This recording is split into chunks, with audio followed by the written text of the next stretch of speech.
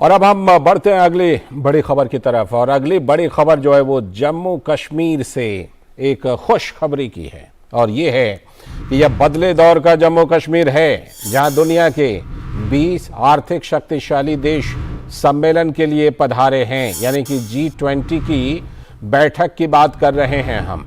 जम्मू कश्मीर में जो बैठक हो रही है, यह पहला मौका है जब जन्नत कश्मीर की जमीनी हकीकत से दुनिया रूबरू हो रही है।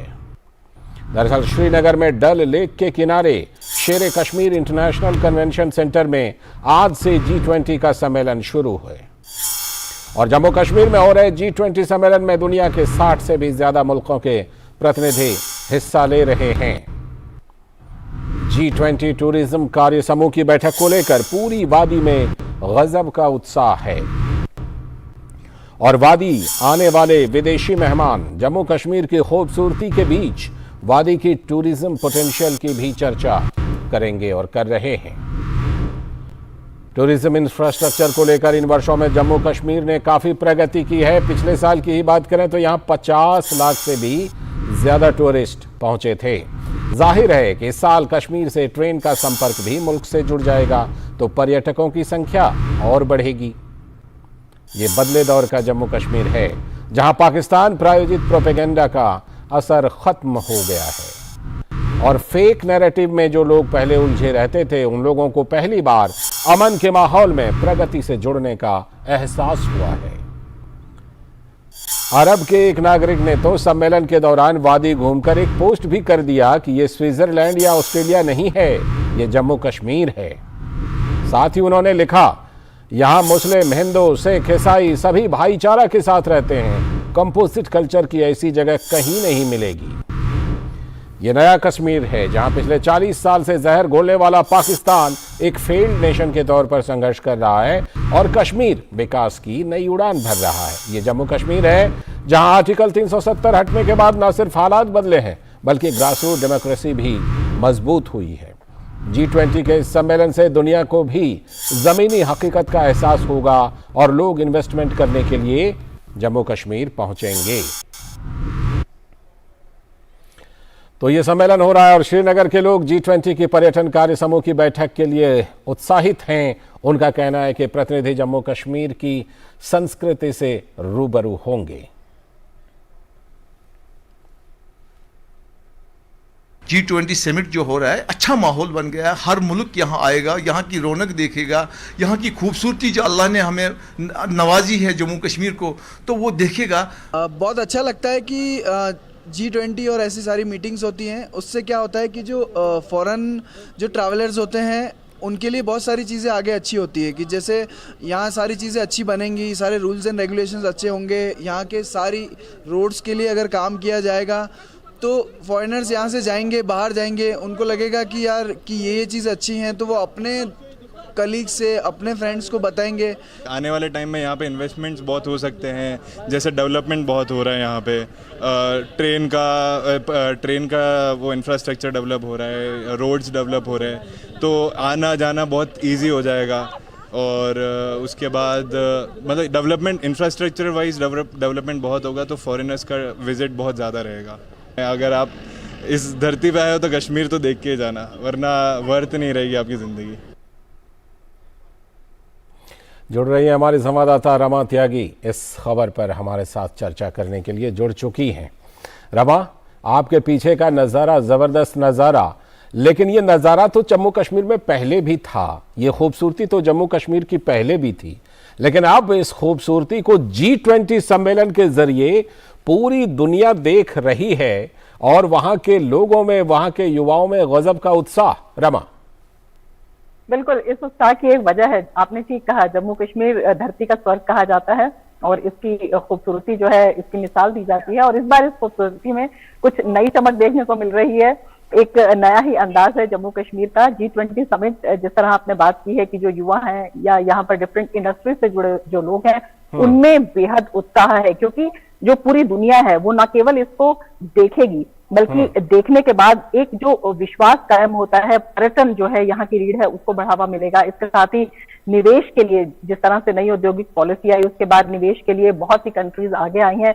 अब भी बहुत सारे प्रपोजल लगातार मिलते जा रहे हैं और निवेश के लिए एक जो बड़ा प्लेटफॉर्म तैयार हुआ है उसे एक बूस्ट मिलेगा, अपने आप में बेहद महत्वपूर्ण है। अभी आपसे कुछ देर में यहाँ पर फिल्म टूरिज्म पे एक बैठक होने वाली है, अभी स्टार्ट होने वाली है वो बैठक। तो आप जानते हैं कि पहले 90 के दशक से पहले ये एक पसंदीदा जगह हुआ करती थी फिल्म के लिए, शूटिंग के लिए, लेकिन उसके बाद आतंकवाद का दंश जो है इस इंडस्ट्री पर पड़ा और भारी मार यहाँ पर झेलनी पड़ी। अब दोबारा से उसको रिवाइव किया गया है, दोबारा से फिल्म टूरिज्म को लाया गया है। लगातार यहाँ पर वेब सीरीज की शूटिंग हो रही है, लगातार यहाँ पर अलग अलग फिल्मों की शूटिंग हो रही है, यहाँ पर क्रू आ रहा है।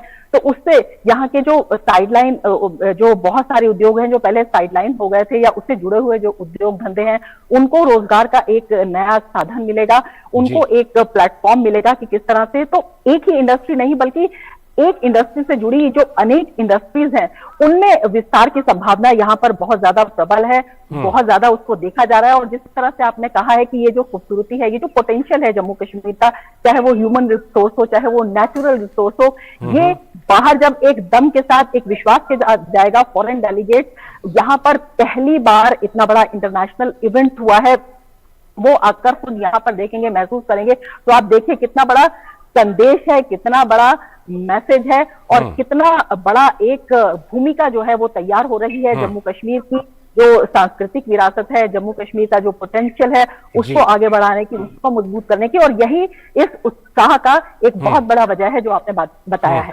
आपने संदेश की बात की तो एक खास संदेश अरब के एक नागरिक ने पोस्ट करते हुए दिए है कि ये स्विट्जरलैंड या ऑस्ट्रेलिया नहीं, ये जम्मू कश्मीर है।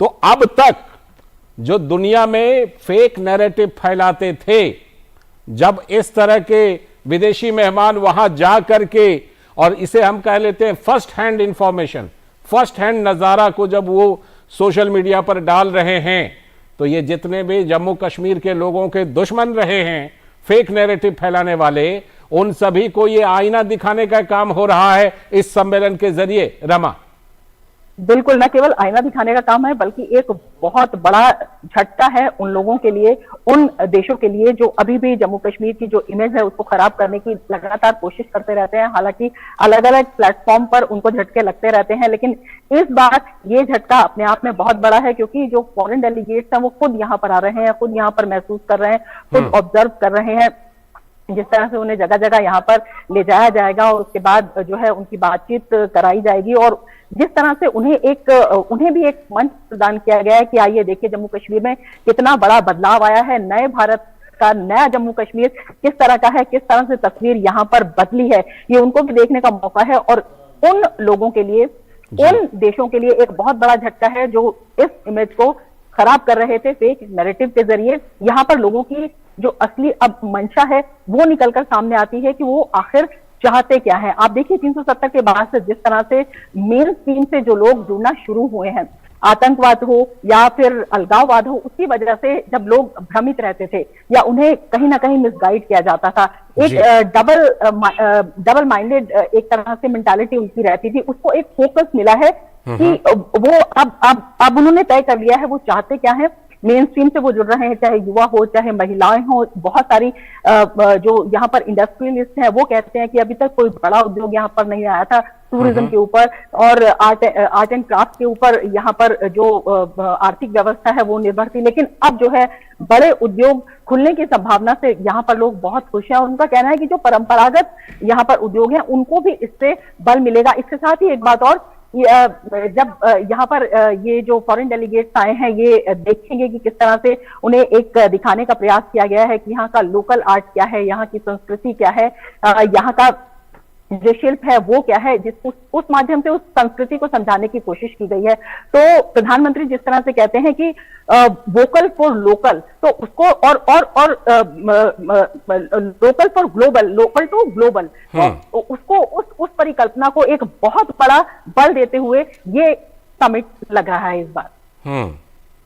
जी बिल्कुल, ये अपने आप में बहुत बड़ा पैगाम, बहुत बड़ा संदेश, और इस कार्यक्रम के माध्यम से जो फेक नैरेटिव फैला रहे थे उनको बहुत बड़ा जवाब। और आपसे हम इस खबर पर और ज्यादा जानकारी आगे चलकर लेते रहेंगे। फिलहाल आपका बहुत बहुत शुक्रिया रमा, इस खबर पर जुड़ने के लिए और चर्चा करने के लिए।